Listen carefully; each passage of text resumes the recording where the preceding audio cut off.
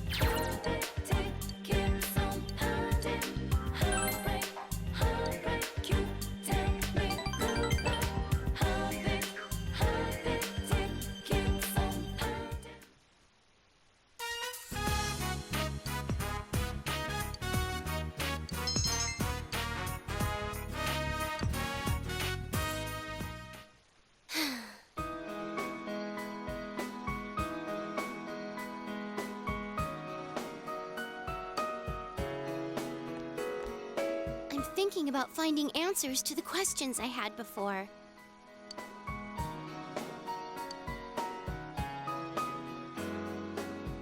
He and Mom are the ones who gave me life. Then, what can I do for the people who gave me this life? For the people who have supported me? I've been thinking about it all this time.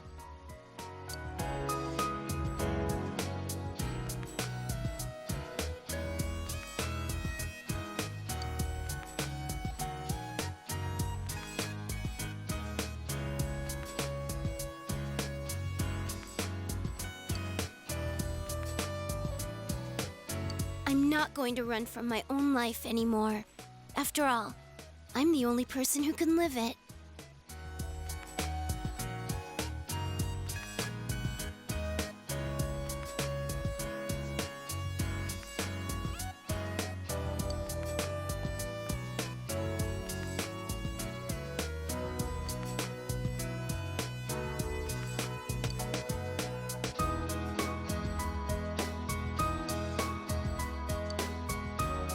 I'm sorry, and thank you. Can you take this?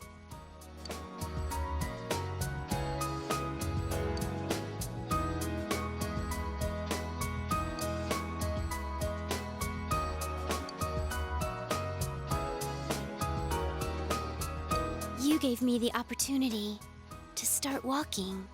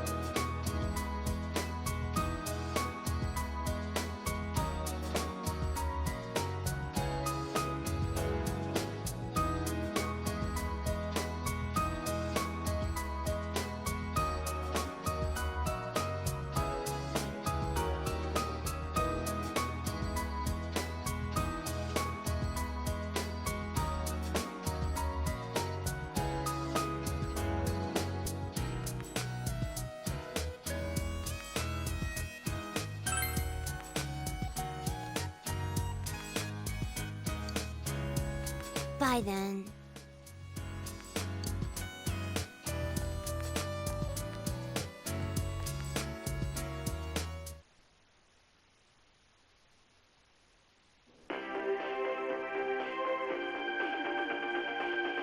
Good evening, and welcome to Nightline's special Night Watch report.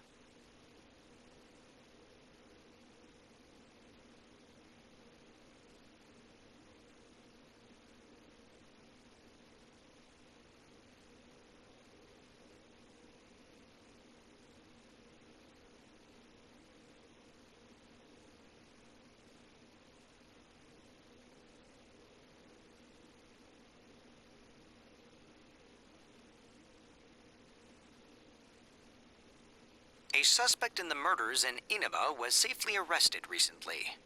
But what few people know is that the mastermind who brought him to justice was a high school detective.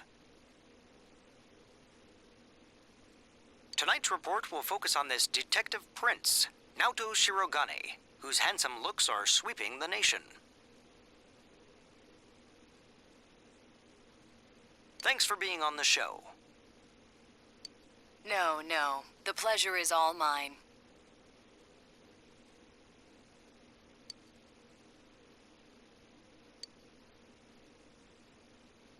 Oh, his uniform's the same as yours. First, congratulations to you and the police for your recent arrest of the culprit. It was well known that there were a lot of mysteries surrounding this case, and you did a great job clearing them up. I'd hesitate to say that the matter is cleared up as such.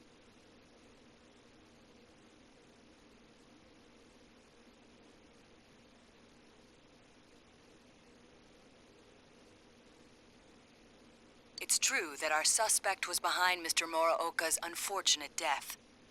But when I cast my eye over the case as a whole, I detect a few things that seem out of place. Oh? Like what? Unfortunately, I cannot divulge details at this time. But this matter claimed the lives of 3 people. Hence, I believe even the smallest inconsistency must be investigated.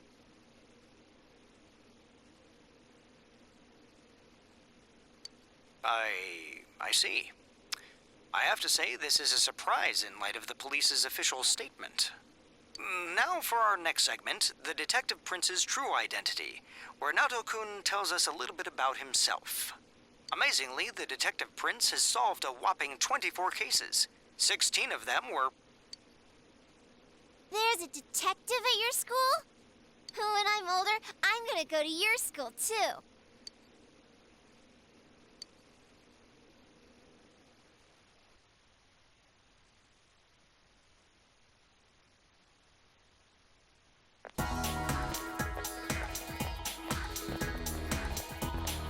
Hi, Senpai. Yo, Hey, did you see the show on TV last night? Naoto-kun was on. that thing about the detective prince solving the case? Come on, we're the ones who actually caught the killer. But the police were the ones who identified the suspect, and he was cooperating with them on it, right? So it's true that he helped solve the case. I'm kinda surprised, though. I didn't think he was the type to go after the spotlight like that. Good morning. I've been waiting for you all. There's something I needed to discuss with you regarding the case. Discuss? Dude, we'll be late if we talk too long. Hey, where's your uniform? Could you please indulge my current theory on the matter? What is it? First, as regards commonalities between the victims, all of them were kidnapped before they were murdered. The victims were all locals who had been the focus of recent media attention, becoming suddenly well known. That is the most likely scenario. I don't believe there's anything intrinsically unique about the victims themselves. Haven't you all come to the same conclusion?